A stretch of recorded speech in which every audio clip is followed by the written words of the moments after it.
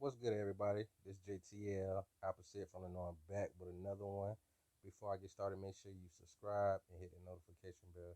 So, as y'all see this, y'all see the title, and last year, um, or a little bit before last year, I believe, around election time, I was just talking about certain political things. So, I wanted to share something with y'all about my city and things that's going on that pertains to political things. And like I was saying before last time, that I did a video a while back where I was talking about certain things we can do to figure out what's going on in your own city and state and stuff like that, which is some of the most important things on votes. Like with certain things that happen within a lot of our cities and states, we wasn't really trying to get involved on a daily basis to find out certain things, and we wait till it hit the news when there's always things you can find out about.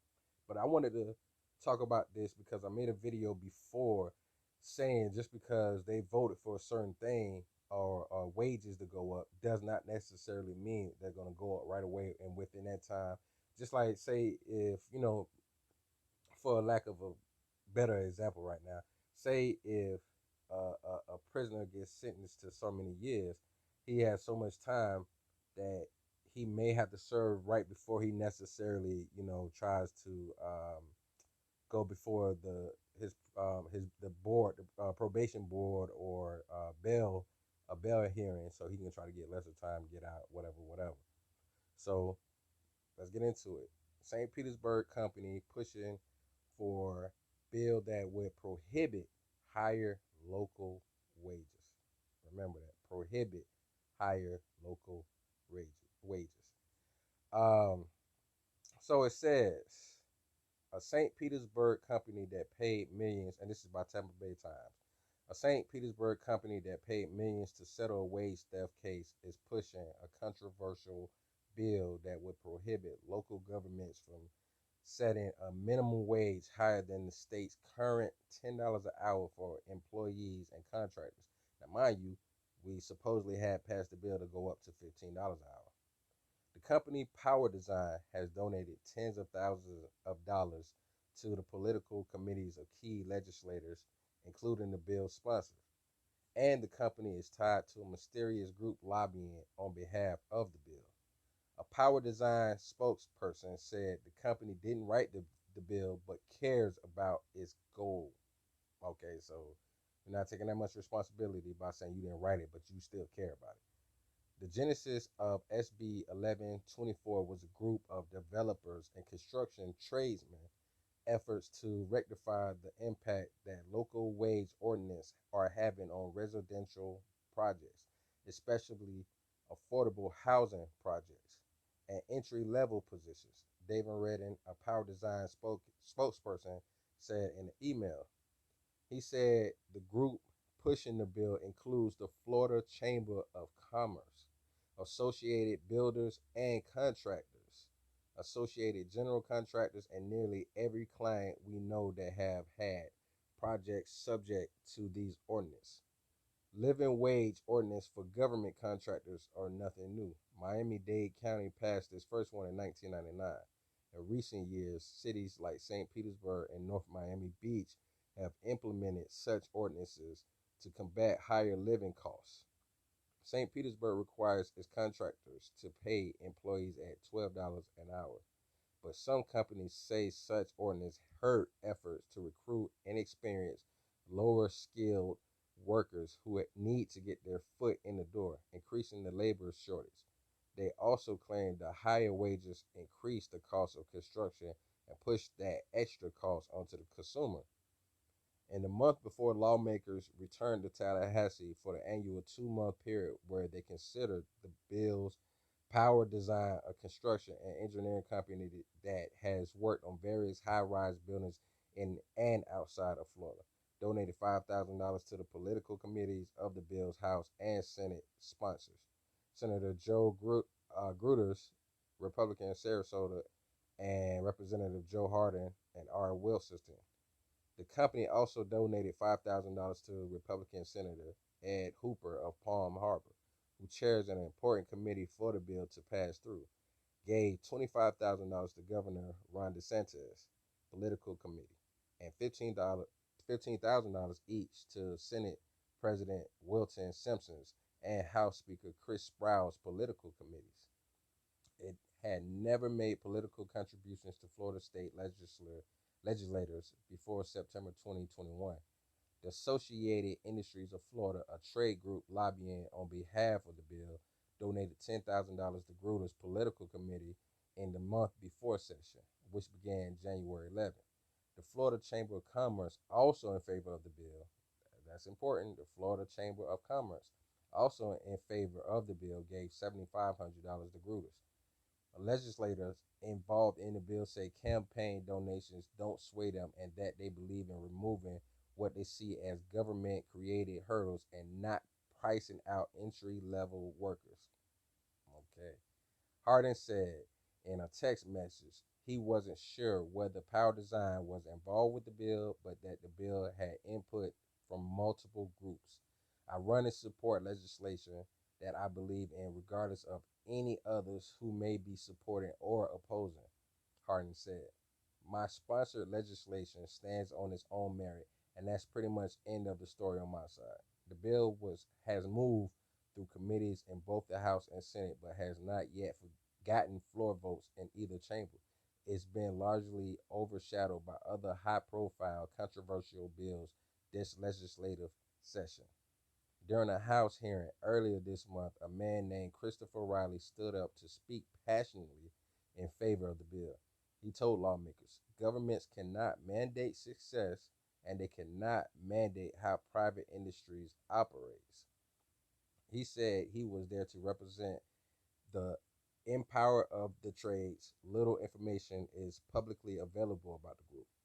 It isn't listed on the IRS tax exempt organization or in Florida business records, which is kind of weird. I thought that's something that you should be able to look up when it comes to a business.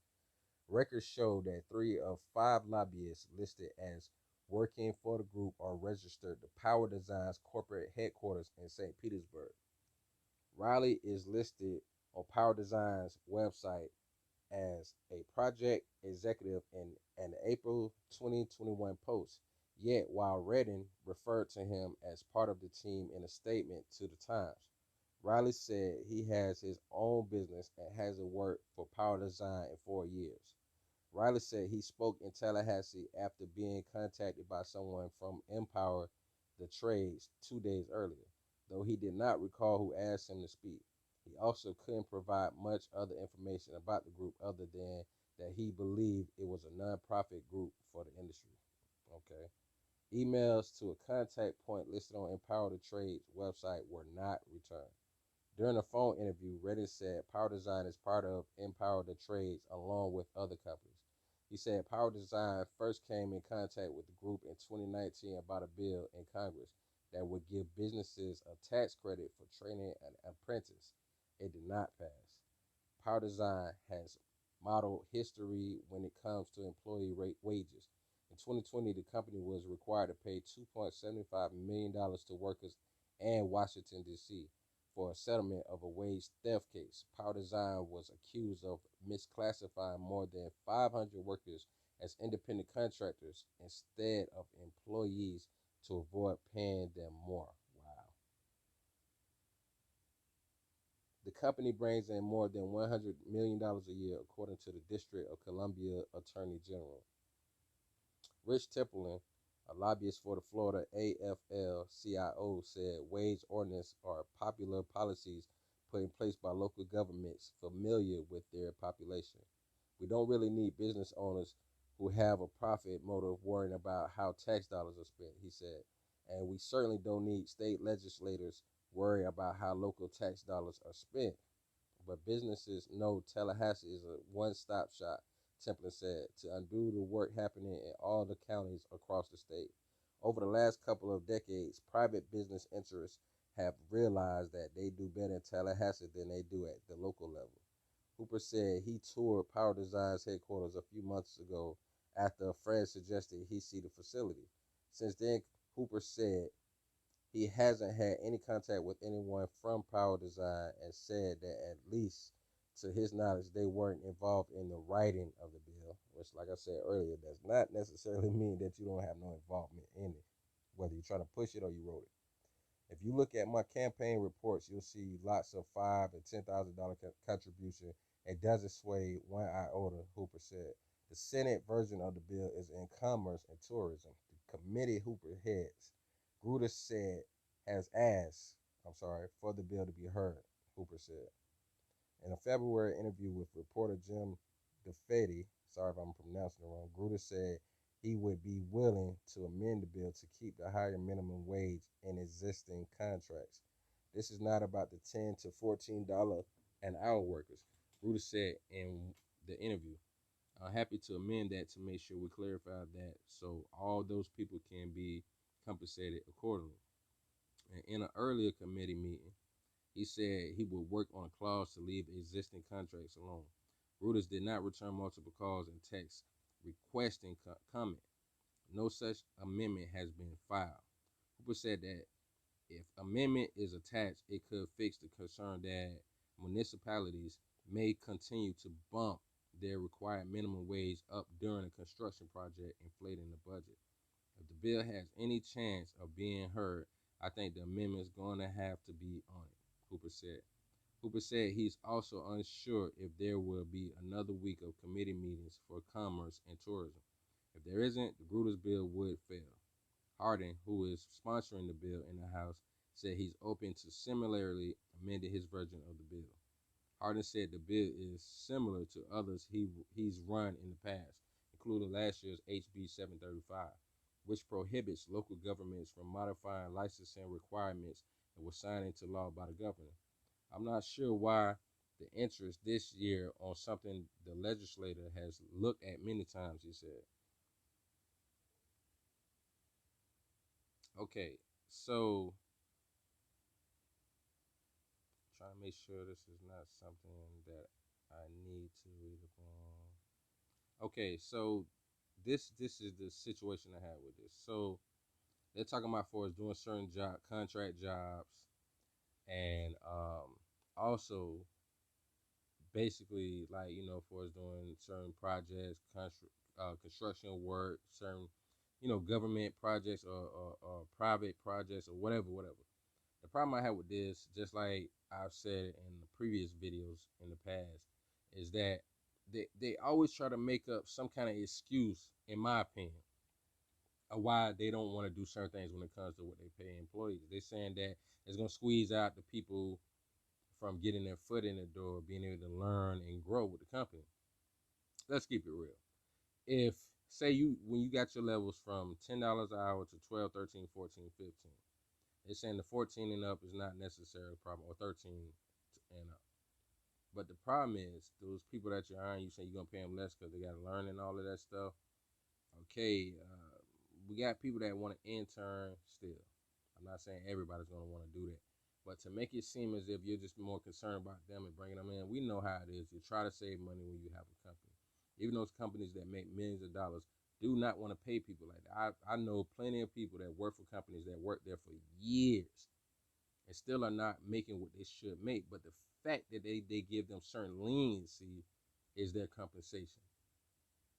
That's the problem. If you're working at a job that you've been working for 10 plus years, and if you go outside the city a little further, like say from here, like say in St. Pete, you got certain places that pay pretty good wages. But if you go to Sarasota, Bradenton, or you go to Brandon or Orlando, even Tampa, which is, some places that's maybe from 20 minutes to hour and a half from here, right?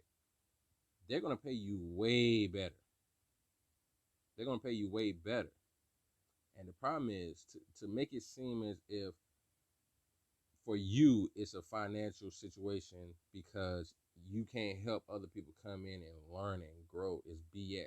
Because here in St. Petersburg, if we're raising the wages so high, explain to me why it's still unaffordable for people who are not from here. A lot of people that make a lot of money are not necessarily from here. And if it's such a problem, then explain to me why you have so many flourishing companies that are here or coming here. So you have all these flourishing companies, some here from here, and some people, migrating their companies down and doing business here, whatever. It's all good. You doing your thing, you getting money, cool. But it's still not affordable for a person to live here. Like me personally, I would like to see somebody. Maybe I should talk to somebody, God willing. See about pushing a bill where if you've been staying here for more than 20 years or been born here, you should get some kind of deal, just like they give us deal with certain parks here. You know what I'm saying? Like you can go to Busch Gardens or Disney World, and you get discounts because you're Floridian. They should have that when it comes to like for its fees that they're charging upwards for people that come from other states that can move their jobs down here and make money, or companies that's coming down here that are making money. They're moving from states that don't have to pay two taxes anymore. They don't have to pay city and state. I'm sorry, state and government, federal taxes. So yeah, if you coming from New York, Jersey, or somewhere like that, where you have to pay two taxes, or you can just pay one, you cutting off the other percentage. Yeah, you able to flourish a lot better. But if you stay here and you mean to tell me a small one bedroom apartment is like can be like $900 a month, and you only making $13 an hour. Like so, when they say 13 and up, it's not gonna necessarily be affected. But you ain't gonna be able to pay about 10, 11, $12. It's BS because you still can't survive on that. So unless you talking about hiring people that's like in college still, high school, about to graduate, just turning 18 or right after they graduated, that money ain't gonna do nothing. Like when I see McDonald's and Church's Chicken and all KFC and all these places talking about, oh, we paying $10 an hour now, $11, $12 an hour now. That ain't gonna do nothing. Wawa's here pay $15 an hour, $16.50 overnight. That's still hardly enough to actually survive and make rent. If your rent like $900 a month, so you got to think. The sad part about it is, of course, you want to maintain some money, and I'm not gonna sit here in front that I I can't. I'm not gonna sit and lie and say that. Damn, if I had to pay, if I made $1 million and I had to give $300,000 up, that ain't gonna bother me because I made that money. But at the same time, if I want to run a business and have employees that I need, it's like, I mean, how you gonna tell me that they wrong for having concern? Like, I don't know how you gonna pay somebody this and we're inflating everything. They kind of have a point, but I, like I said, I get it on both sides. But I just wanted to share this, this part of the article with you, this article with y'all, and what I'm saying, whatever city you from, state you from, if you seeing similar things where they're talking about the pay, and there's been a lot of inflation, even though we're still trying to come out of a pandemic, go ahead and share your story wherever you from. You know what I'm saying? I'm from St. Petersburg, Florida. So if y'all see this, go ahead and share your story. If you're from the city and you see this, you want to share something about how you feel about it, what's your opinion on it, please share. I'm open for it. All right. So it's your boy JTI, opposite from the norm, 18. Make sure you subscribe and hit that notification bell. We're gonna bring more videos back to y'all. You know how to do. Shit.